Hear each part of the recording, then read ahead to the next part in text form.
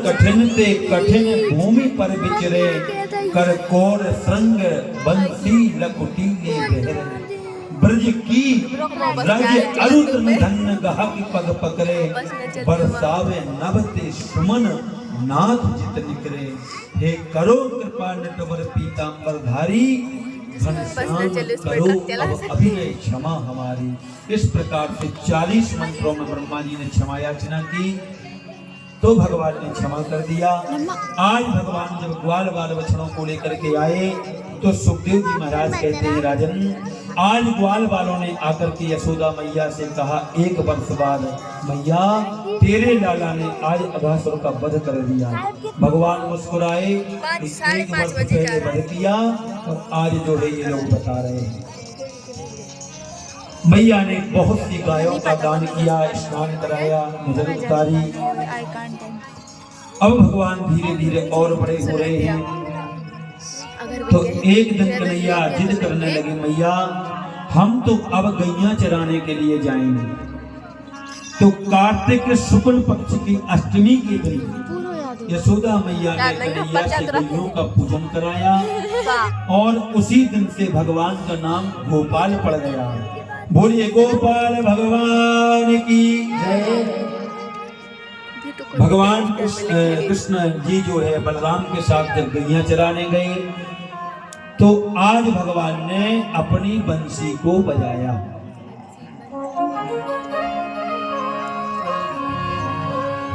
बरहा पीडम नटवर वपुः कर्णयो कर्णिकारम, बिभ्रदवासा कनक कपिशम वैजयन्ती चमालाम। रंधान वेणोरधर सुधया पूरेण गोप वृंदै, वृंदारण्यम सपदरमणम प्रावसति गीत कीर्ति। आज बंसी को बजाया।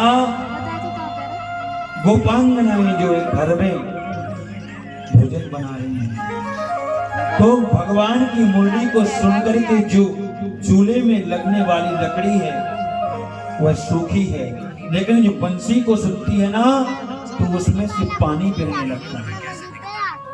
जब सायंकाल को कन्हैया लौट करके आए तो गोपांगनाओं ने हाथ जोड़ करके कहा, प्रभु जब हम लोग घर में भोजन बनाते हैं उस समय आप बंसी को मत बजाया करें। बोले क्यों?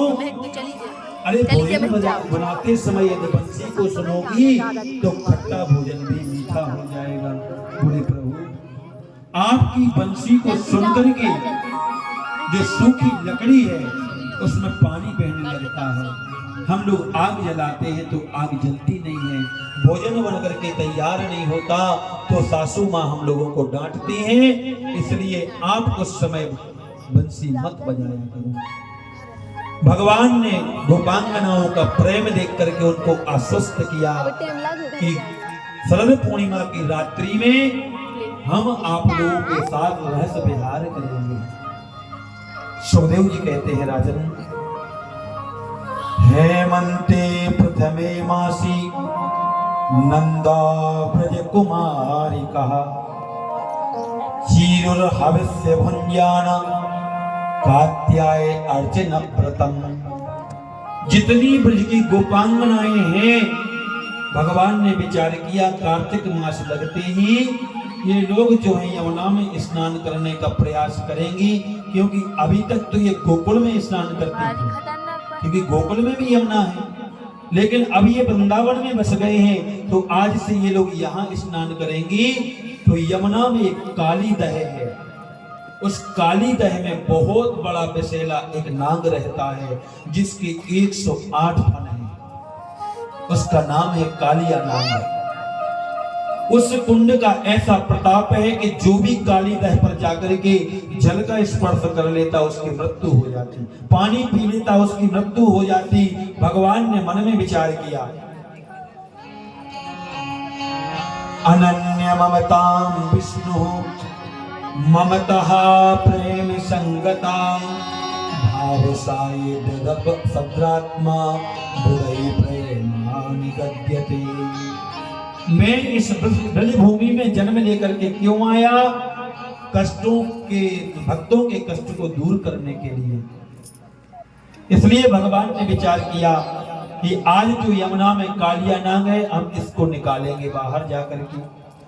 तो भगवान ने अपने मित्रों को लिया, गेंद खेलने का बहाना किया और गेंद खेलते खेलते जब भगवान की पारी आई ऐसा बल्ला लगाया कि गेंद जाकर के यमुना में गिर गई। अब तो श्री रामा कहने लगा, भैया खेलत में को काको गोसैया, तुम भले 2 लाख गायें तुम्हारे यहाँ ज्यादा हैं, लेकिन हम तो वही गेंद को लेंगे। भगवान ने स्थिति ऐसी निर्मित कर दी कि आपस में तू मैंने होने लगी। भगवान ने कहा, देखो गुस्सा नहीं दिलाओ न, अभी हाल हम यमुना में कूद जाएंगे।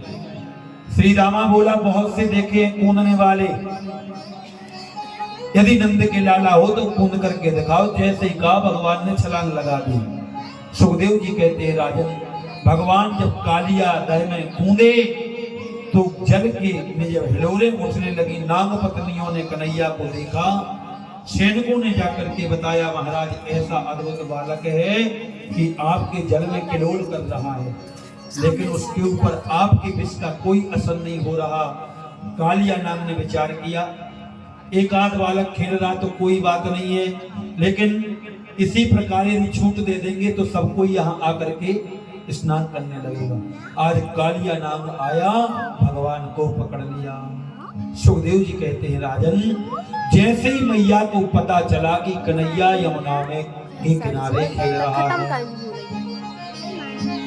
आबाल वृद्ध वनिता सर्वे पशुवृत्तया आजगमुर गोकला दीना कृष्ण दर्शन लालसा। आज जितने वृंदावन के वासी थे, नंद बाबा, यशोदा मैया, सारे ग्वाल बाल भगवान को देखने के लिए यमुना में किनारे आए तो ग्वाल बाल मूर्छित पड़े हुए थे। जब ग्वाल बालों को मूर्छित पड़े हुए देखा और कन्हैया को नहीं देखा तो मानो यशोदा मैया अपने प्राणों को त्यागने के लिए तैयार हो गई। आबाल वृद्ध वनिता सर्वैंग पशुवृत्तया आज मुर गोकला दीना कृष्ण दर्शन लालसा। मानो अपने आप को यमुना में डुबो करके नष्ट करना चाहते हैं। बलराम ने सबको समझाया, मैया ये तो 101 फन वाला कालिया नाग है, तेरे कन्हैया तो 1000 फन वाले शेष नाग पर शयन करता है, ये कुछ नहीं बिगाड़ सकता तेरे कन्हैया का। मानो बलराम जी स्वयं बताना चाहते हैं कि वो शेषनाग कोई और नहीं है, हम ही वह शेषनाग है। बार बार बलराम जी ने समझाया। सुखदेव जी कहते हैं, राजन तांडव गति मुंडन पर नृत्यत बनवारी, फम फम फम फन ऊपर नाचत बनवारी। आज भगवान नृत्य करते हुए कालिया नाग के प्रत्येक फन पर नृत्य किया, चरणों की छाप छोड़ दी और उसके लिए श्राप कि यदि काली दह से निकल करके जाओगे बाहर तो गरुड़ जी खा लेंगे। भगवान ने कहा, अब हमने सील लगा दी है, अब गरुड़ के पास में भी बैठे रहोगे तो कुछ नहीं होगा, जाओ यहाँ से चले जाओ। रमणद्वीप पर्वत पर भगवान को प्रणाम करके कालिया नाग अपनी पत्नियों के साथ रमणद्वीप पर्वत पर चला गया। बोलिए भक्तवत्सल भगवान की जय। यमुना क्या है? यमुना है भक्ति, और यमुना रूपी भक्ति में जब कालिया रूपी विषैला नाग बस जाता है तो भगवान उस भक्ति को शुद्ध करने के लिए उसमें प्रवेश कर जाते हैं। कोई व्यक्ति धर्मात्मा हो, यदि गलती से कुमार्ग पर चला जाए तो भगवान उसको सुधारने का और सुधारने का प्रयास करते हैं। बोलिए वृंदावन बिहारी लाल की जय। भगवान ने काली या नाग को रमणद्वीप पर्वत भेज दिया। आज माता ने अपने पुत्र को हृदय से लगाया, प्रेम किया। धीरे धीरे समझ रही है कि मेरा कन्हैया साधारण मनुष्य नहीं है, ये तो कोई दिव्य पुरुष हमारे यहाँ जन्म लेकर के आया है। सुखदेव जी कहते हैं, राजन हेमंते प्रथमे मासी नंदा ब्रज कुमारिका चीरुर हविष्य भुंजाना कात्याय अर्जुन व्रतम। अब कार्तिक का महीना आया तो कार्तिक के महीने में 4 बजे संपूर्ण गोपांगनाएं छोटी छोटी गोपियां यमुना में स्नान करती हैं और स्नान करने के बाद वहां से जल भर करके लाती हैं और जल ले जा करके माता कात्यायनी का पूजन करती हैं। कात्यायनी महामाया महायोगे नधीश्वरी नंद गोप सुतम देहि पतिले कुरुते नमः। माता कात्यायनी का पूजन करती हैं, प्रार्थना करती हैं, हे माता कात्यायनी नंद के सुत जो कन्हैया कृष्ण है वह हमें पति रूप में प्राप्त हो, ऐसी पूजा करती हैं। लेकिन गोपांगनाएं स्नान करके पूजन करती हैं, ये ठीक है, लेकिन गोपिकाओं की स्नान करने की पद्धति गलत है। ऐसी गलत है कि गोपिकाएं प्रत्येक दिन वहां जाती हैं और जाकर के निर्वस्त्र होकर के यमुना में स्नान करती हैं। एक दिन कन्हैया ने गोपियों से कहा, देवियों आप लोग कार्तिक में स्नान करने यमुना जाती हो, मैं पता है। बोले हाँ पता है, तो हम क्या करें? बोले जो स्नान करने की तुम लोगों की पद्धति है वो ठीक नहीं है। किसी भी जलाशय में चाहे स्त्री हो चाहे पुरुष हो उसको निर्वस्त्र होकर के स्नान नहीं करना चाहिए। निर्वस्त्र स्नान करने से 2 प्रकार का अपराध होता है, एक लौकिक अपराध, एक धार्मिक अपराध। लौकिक अपराध ये है कि किसी नदी में या किसी तालाब में कोई मैया निर्वस्त्र स्नान कर रही है और यदि कोई व्यक्ति सामने पहुंच जाए तो उसकी इज्जत आबरू का क्या होगा। और जल के देवता जो हैं वह वरुण भगवान है, तो यदि अपन निर्वस्त्र होकर स्नान करते तो धार्मिक अपराध भी लगता है। देवियों आप जो यमुना में स्नान करती हो वो ठीक है, लेकिन आपकी पद्धति गलत है। तो गोपिकाओं ने कहा महाराज तुम चुप रहो, हमें जैसे स्नान करना होगा वैसे करेंगे, तुम कौन होते हो हमें समझाने वाले। भगवान ने कहा ये ऐसे नहीं समझेंगे। तो जैसे ही प्रातः काल गोपांगनाएं स्नान करने के लिए गई, स्नान कर रही थी, भगवान अपनी गोप ग्वाल वालों के साथ गए और संपूर्ण गोपांगनाओं के वस्त्रों को उठाया और चुरा करके कदम्ब की डाली पर टांग दिया। अब 4 बजे से स्नान करने में इतनी मनमस्त थी कि भगवान का चिंतन कर रही थी। चिंतन करते करते जैसे सूर्य उदय होने को आया तो एक गोपी ने कहा, अरे बहन क्या स्नान ही करती रहोगी, अभी माता का पूजन भी तो करना है। जैसे गोपांगनाएं किनारे पर आई तो देखा कि भगवान हमारे वस्त्रों को कौन ले गए। चारों ओर नजर डाल करके देखा, कहीं वस्त्र नहीं दिखाई दिए। जब ऊपर की ओर नजर डाल करके देखा तो संपूर्ण वस्त्र गोपांगनाओं के कदम्ब के वृक्ष के ऊपर टंगे हुए थे। देखा तो कन्हैया बैठी। कन्हैया ये क्या है भैया, हमारे वस्त्रों को दे दो। बोले नहीं हम तुम्हारे वस्त्रों को नहीं देंगे। बोले यदि वस्त्र चाहिए तो एक एक गोपी जल से बाहर निकल करके आओ तो ही वस्त्र देंगे, नहीं तो वस्त्र नहीं देंगे। परीक्षित ने पूछा महाराज ये नारायण है, स्वयं साक्षात प्रब्रह्म परमात्मा है, यदि यही ऐसा करेंगे तो आगे क्या होगा। क्योंकि कर्तुम अकर्तुम अन्यथा कर्तुम समर्थ ईश्वरा, जो सब कुछ करने के बाद भी कुछ ना करे वो भगवान है।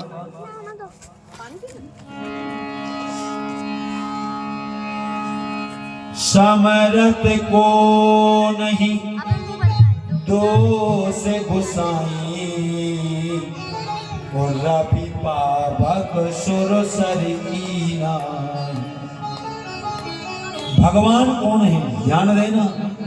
चीर हरण का जो प्रसंग है इस पे कई लोग शंका करते हैं। भगवान कौन है? ईश्वर है भगवान। गोपांगनाएं कौन है? गोपांगनाएं जीव है। वस्त्र क्या है? वस्त्र है अविद्या। भगवान है ईश्वर, गोपी है जीव और वस्त्र है अविद्या। भगवान ने किसी लहंगा फरिया को नहीं चुराया। अविद्या रूपी वस्त्रों को चुराया और जब मांगा तो उसमें ज्ञान भर करके गोपांगनाओं को प्रदान कर दिया। क्योंकि जिस समय भगवान ने गोपिकाओं के वस्त्रों को चुराया उस समय भगवान की उम्र 4.5 वर्ष की थी और वहां पर जितनी गोपांगनाएं थी किसी की उम्र 3 वर्ष की थी, किसी की 4 वर्ष की थी, किसी की 4.5 वर्ष की थी, किसी की 6 वर्ष की थी।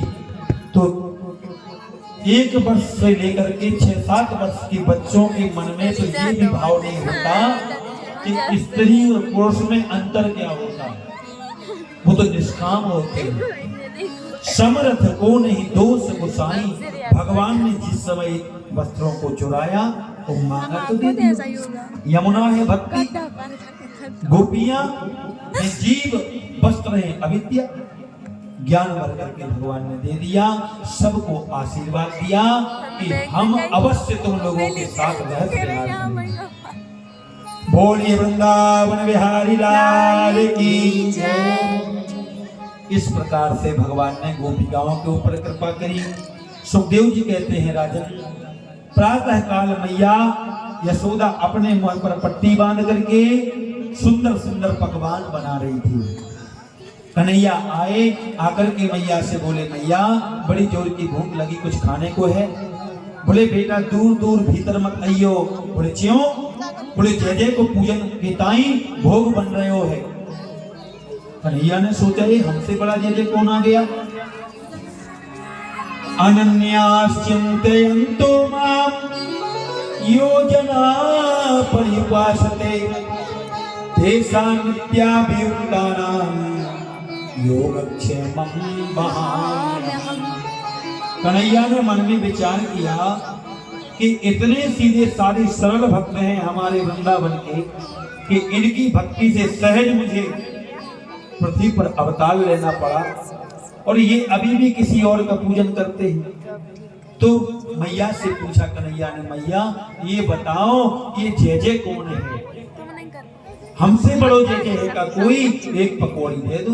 बोले नहीं। मैया ने डांट दिया। तो रोते हुए जाकर के कन्हैया गए नंद बाबा से पूछने लगे, बाबा ये जय जय कौन है? नंद बाबा ने कहा, बेटा सुनो ये जय जय कौन है? पर्जन्यो भगवान इंद्रो मेघस्तस्यात्ममूर्तयः देवैर्वर्षन्ति भूतानां पीडनं जीवनं पयः। पर्जन्यो भगवान इंद्र, बेटा हमारे भगवान का नाम इंद्र। हम लोग प्रत्येक वर्ष इंद्र का पूजन करते हैं। हजारों मन तिल, हजारों मन जवा, हजारों मन चावल, हजारों मन घी, हजारों मन शक्कर से आहुतियां तैयार करते हैं, 56 भोग तैयार करते हैं, इनका पूजन करते हैं। तो इनका जब पूजन होता है तो ये प्रसन्न होकर के इस भूमि पर वर्षा करते हैं और वर्षा से सुंदर सुंदर हरी हरी घास उत्पन्न होती है, गायों की तृप्ति होती है, अन्न धन की वृद्धि होती है। बोले बाबा ये बताओ कि आप लोग इतने वर्षों से इंद्र का पूजन करते चले आ रहे हो, कभी इंद्र ने प्रत्यक्ष आकर के आप लोगों को दर्शन दिया? बोले बेटा मैं तो 80 वर्ष का हो गया पर अभी तक ऐसा तो नहीं हुआ। हम लोग पूजा तो हर साल करते हैं पर दर्शन कभी नहीं दिए। बोले बाबा जब है ही ना तो दर्शन कहाँ से देगो? यदि कोई होता है तो दर्शन देता। भाई हम देवी देवता का पूजन करते हैं, अपन को प्रत्यक्ष रूप में यदि दिखाई नहीं देता है तो कभी कभी पता चल जाता है कि ये हमारे कुल देवता है। जैसे विवाह होता है, मेहर बनता है और मेहर के समय यदि कुटुंब को छोड़ करके कोई दूसरा सम्मिलित हो जाए तो या तो मेहर फूटने लगता है या कड़ाई में से अपने आप उचटने लगता है या किसी को उठा करके फेंक देते हैं देवता लोग कि अमुक व्यक्ति हमारे भंडार में घुस गया। तो पता चल जाता कि आज भी देवता है। तो जब कन्हैया ने ये कहा कि बाबा है ही ना इंद्र नाम का कोई देवता तो दर्शन कहाँ से देगा, तो नंद बाबा ने मुख दबा दिया। ऐसे नहीं बोलते बेटा, वो क्रोधित हो जाते हैं। बोले बाबा एक बार मेरे कहने से गिरिराज जी का पूजन करो, मैं वचन देता हूँ कि मेरे गिरिराज महाराज जो है प्रकट होकर के दर्शन देंगे। तो नंद बाबा ने कहा बेटा ये बताओ कि तेरे गिरिराज को पूजन कैसे की हो जाए। बोले बाबा जो सामग्री आप इंद्र के पूजन में तैयार करवा रहे हैं वही संपूर्ण सामग्री लेकर के हम वृंदावन के बाजू में जो गोवर्धन है वहां चले और गोवर्धन का पूजन करें। आज सब लोगों ने गाड़ियों में सामान सजाया। सांडिल्य मुनि जो है पूजन की थाली लेकर के चल रहे हैं और समस्त गोप ग्वाल बाल हजारों मन 56 भोग लेकर के आज वृंदावन से गोवर्धन की ओर जा रहे हैं। मैं तो गोवर्धन को जाऊं मेरे भी नहीं माने मेरो मनवा। मैं तो गोवर्धन को जाऊं मेरे भी नहीं माने मेरो मनवा। तो गोवर्धन को जाऊं मेरे भी नहीं माने मेरो मनवा। मैं तो गोवर्धन को जाऊं मेरे भी नहीं माने मेरो मनवा।